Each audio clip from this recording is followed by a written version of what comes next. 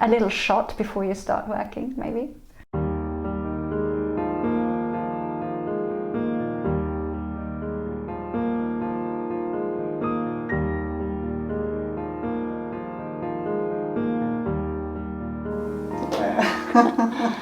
So, how did you get to do this? You are a chocolate architect. Yeah, chocolate architect, chocolate artist, chocaholic, chocolate lady. So I think there's a lot of chocaholics out there. There's a lot of chocaholics out there, yeah. But you took it one step further, didn't you? I did, yeah. Well, it was at the end of 2012 that I took a break from work, and my husband Rob's favourite cake is a Victoria sponge, and my friend and I were going, that's not a proper cake. And it was her 50th, and I said, well, I'll make you a proper cake, inferring that it was chocolate. So I spent weeks perfecting the chocolate cake recipe, and then I was getting carried away, and I was speaking to an old friend, and I said, oh, I'm making a chocolate explosion cake. And I was like, oh my gosh, what have I said? And then I just had to go online, and I found loads of videos on YouTube to learn how to do it, and I ended up making this 2-tier crazy chocolate explosion cake, and it was amazing. I mean, looking back at it now, I'm like, no, it wasn't really amazing. But, for what I did and at the time, it was, it was great, and it tasted great, and it was a lot of fun. And then afterwards, because I wasn't working, I just carried on, playing with chocolate and doing different things with it, and just posting stuff up online. And then at the beginning of 2013, somebody contacted me through Facebook and said, can I commission you? And I was like, no.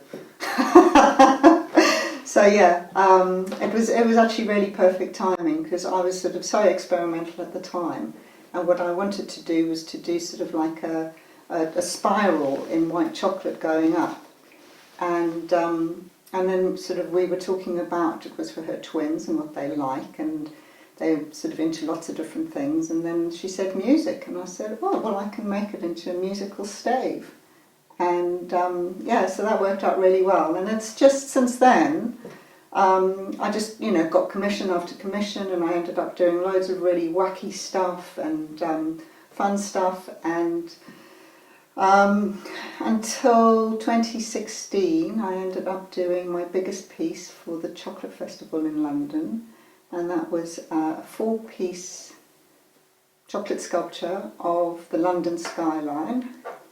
And that included St Paul's Cathedral, Big Ben, Tower Bridge and the Gherkin. And that was so much work.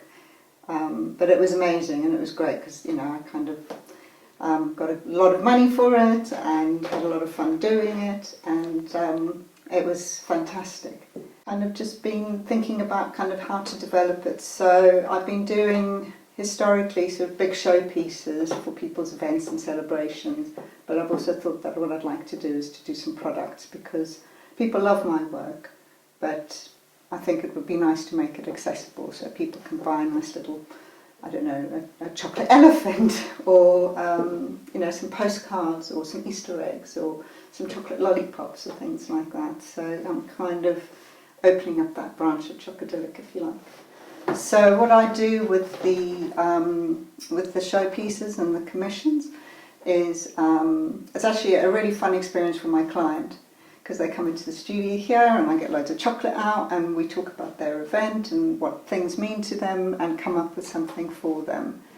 And then I have to plan it all out. So quite often what I'll do is I'll get some cardboard boxes, and I'll sort of shape it all and kind of try and work out the scale.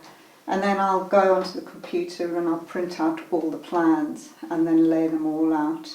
And literally around the studio there are literally trays of sort of plans and things for me to work out.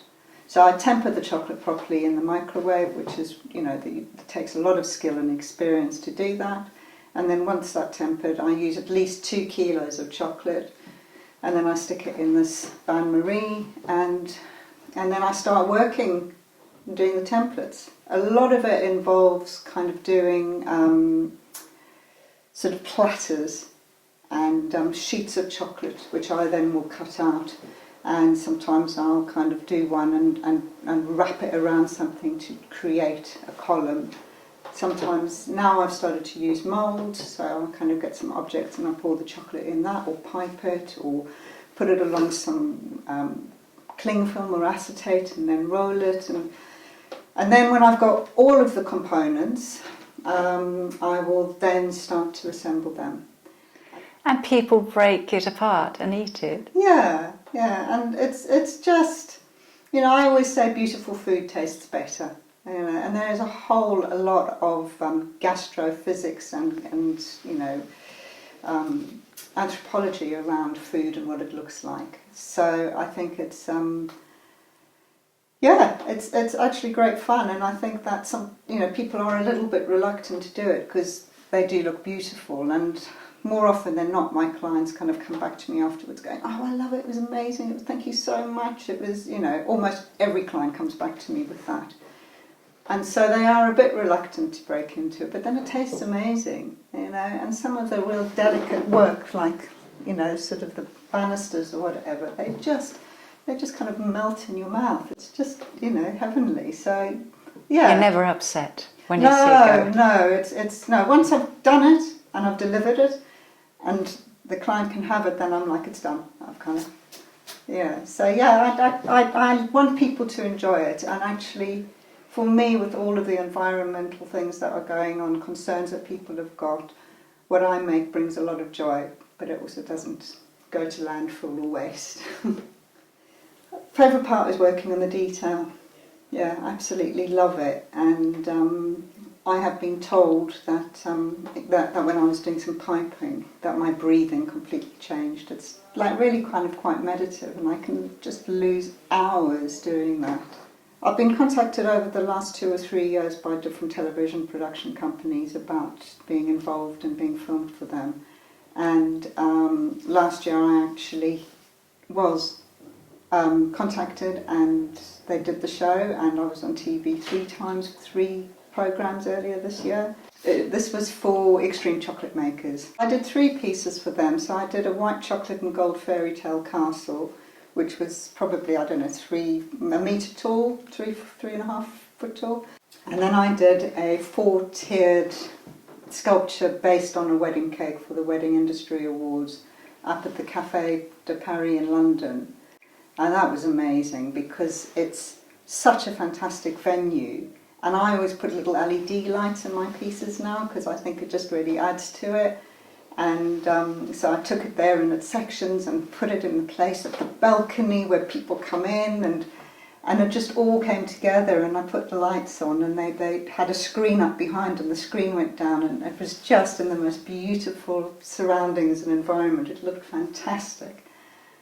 And then the biggest piece I did, which was taller than me, it was 5.5 foot something, was the Albert Bridge piece that I did. And I literally had to sort of stand on chairs to kind of get to the top of it. So now I've been contacted by a programme that's for Channel 5. It's called The Wonderful World of Chocolate. They're going to come and film me next week doing some pieces for the Royal Pavilion, which is amazing. It's been very exciting, and I just never imagined. I have to look around me in my studio to actually remind myself that I do make amazing things out of chocolate, because, sometimes we are our own harshest critic. How do you get inspiration for new work? Are you constantly looking at sculpture and architecture to get ideas? Do you see things in chocolate? Yes. Wherever I go, I kind of go, oh, that would look good in chocolate. That would look good in chocolate. So I think that needs to be my epitaph. Maybe I need to have a stone made of chocolate. Maybe not. But maybe it could look like chocolate.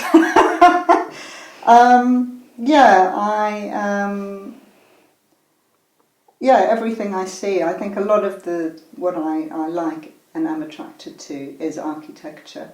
And I just yeah, I would like to be able to sort of replicate that in chocolate. And I like sort of details of architecture, so I can appreciate a lot of modern architecture where it's just like sleek lines of blocks of shape, and it's, you know, really quite beautiful in that way, but I'm much more drawn to sort of more detail and delicate pieces and being able to kind of embellish things. How did you feel about charging money for your creative work in the beginning? Was that tricky? In the beginning, on my first commission, I think it must have taken me, I don't know, 4 days or 5, I can't remember, but I got paid £25 and I was just over the moon. And then... That's about £5 a day. That's yeah, reasonable. it's really good, yeah, absolutely.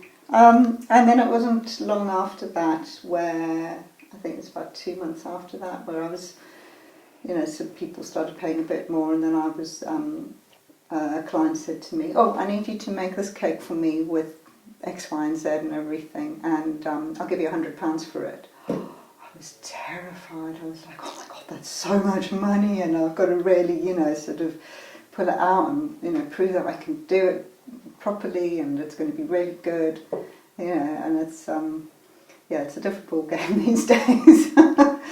So yes, I've signed up to do the open houses for Christmas again.